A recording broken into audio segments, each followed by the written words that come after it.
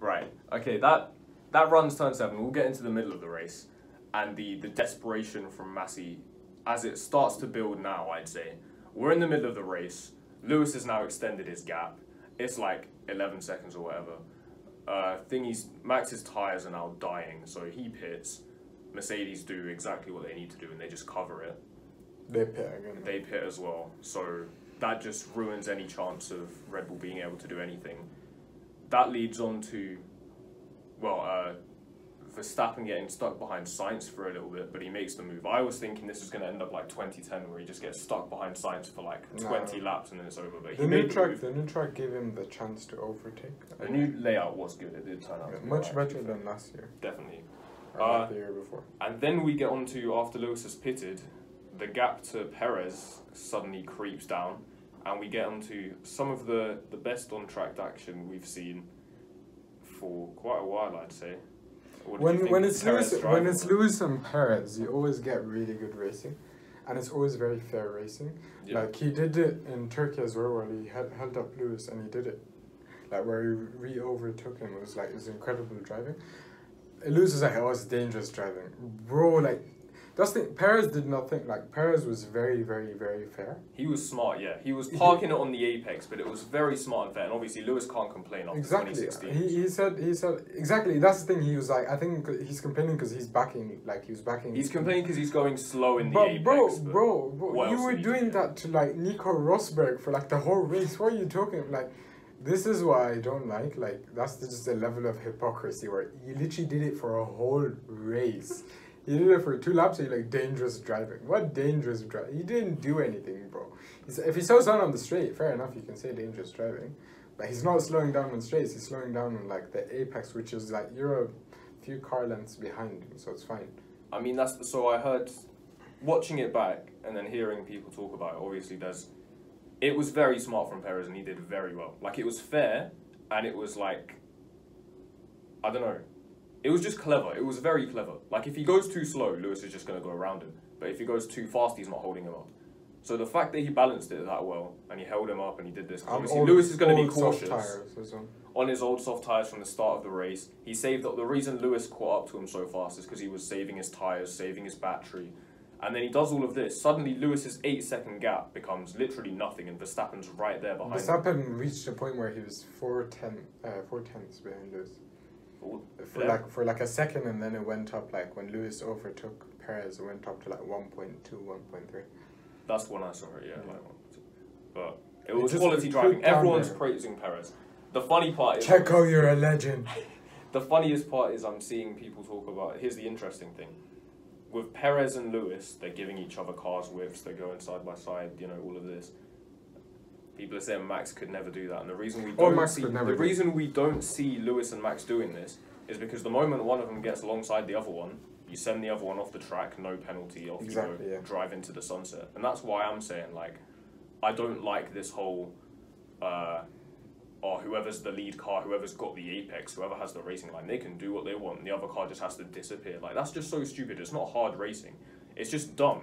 And you can't say, oh yeah, we'll shove a gravel trap in there, because there's videos being made, or videos that have been made years ago, about how stupid gravel traps are, and how, in general, they can be very dangerous.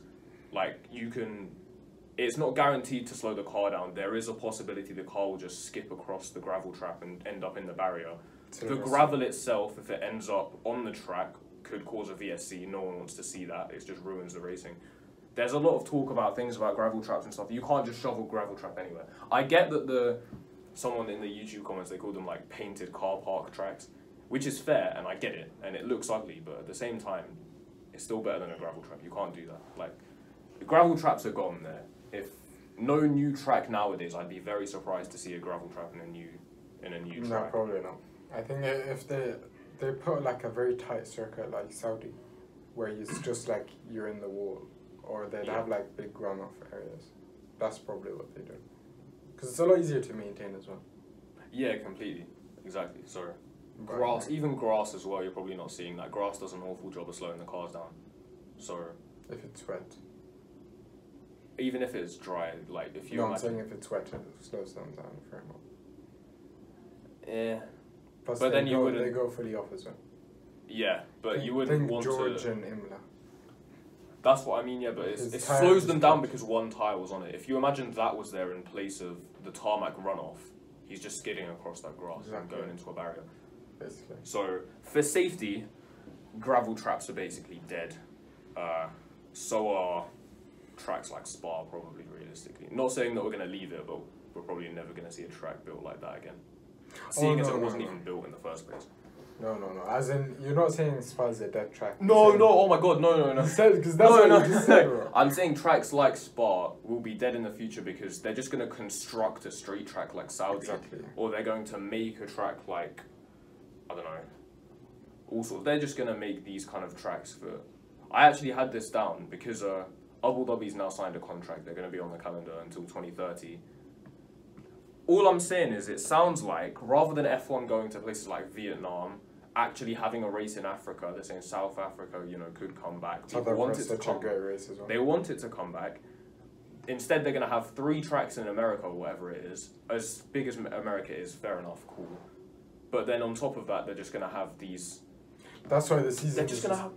That's what... this is one thing Liberty Media is doing that I don't like as much. Is essentially the season's just getting longer and longer. And you can see like a driver like Daniel Ricciardo, like 5-6 races ago, it's just, I want the season to end. And it's just because it's too much, it's too long. Like, you're going to have 3 in America, and like 5, I think, like Qatar, Saudi. We're going to have 14. Every single oil money track trying to get diversify their income is going to end up having an F1 track. No, Singapore's actually really nice, but like, I'm thinking 3 in America. No, 2, to be fair, we only have 2 confirmed in America, but like... They're trying to get the next one. They're getting the 3rd one. So say 3 there, and then we have in the Middle East, you have like, is it 3 or 4? Bahrain, Qatar, Abu Dhabi... 4. In Saudi. Saudi, yeah. So that's 7 races, just... Yeah, it's to be fair, I don't mind the Middle East races because they're actually quite nice. It's cool and it's but nice. I don't like the American races because the races are actually boring. I just don't want them all there. Miami, they just converted the like. Oh, it was a car park. Yeah, bro, like Formula 1 is Vietnam has disappeared as well. Like Vietnam was meant to be on the track, but on the calendar, but because of COVID, it gets taken off, and now it's just vanished into the distance because it can't handle the money that's being thrown at the calendar now. The calendar is basically a bid war. But honestly, the calendar's turning into a bid war. But this is the thing. This is what you get when like F1's commercialized to this degree. They just want to make money, and so okay, you give us a lot of money and put your track on. Does it matter that? To be fair, Europe is gonna. I don't see them removing races from Europe because the races in Europe have way too much history. And the fan base is predominantly in Europe. Yeah, exactly. So Europe is not going anywhere. But they're going to put a lot of races in America, a lot of races in the Middle East, which is just going to get a lot of money. Yeah. And then, this is the thing, like, you can do a lot more races in the Far East. That's the thing. Like, there's a big market there. Completely. Especially now, I think they might be saying they want to do another China race. Obviously, because of Zhou. So it's all politics, really. You get a Chinese driver on the grid, let's go to China. You get a Dutch driver on the grid and he's doing well, let's go to Zandvoort. To be fair, I can't argue with Zandvoort. Like, it deserves to be on the calendar and all of this. Especially with the Dutch fans. Like, you can't deny them a race. But it's just, you can tell where this is going now. Yep.